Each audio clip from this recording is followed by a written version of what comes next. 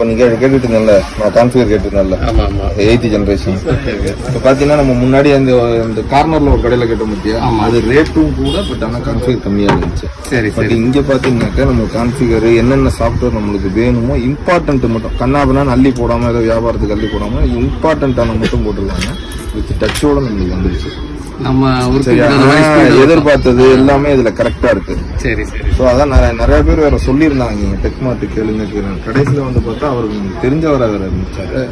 நல்ல ரேட்டு, நல்ல ஆப்பர்ச்சுனிட்டி. இன்னைக்கு வந்து நம்மளுக்கு கிடைச்சது வந்து ஒரு பெரிய விஷயம். எல்லா இடத்துலையும் தேடி பார்த்துட்டு எவ்வளவு நாள் எதையோ ஒண்ணு வாங்காம கரெக்டா நம்மளுக்கு தேவையானது நம்மளுக்கு கிடைச்சிருச்சு. சரியா, சூப்பராகவும் இருக்கு. இன்னொன்னு அவர் சர்வீஸ் எதுனாலுமே அவங்க சப்போர்ட்டும் நல்லா இருக்கு. இன்னொன்னு முன்னாடியே நம்மளுக்கு தெரியுங்கிறதுனால அவங்களோட சர்வீஸ் வந்து முன்னாடியே நம்மளுக்கு தெரியும். பட் இங்க வந்து பார்த்ததுக்கு அப்புறம் தான் எவ்வளவு வெரைட்டி வச்சிருக்காங்க, சூப்பரா இருக்கு.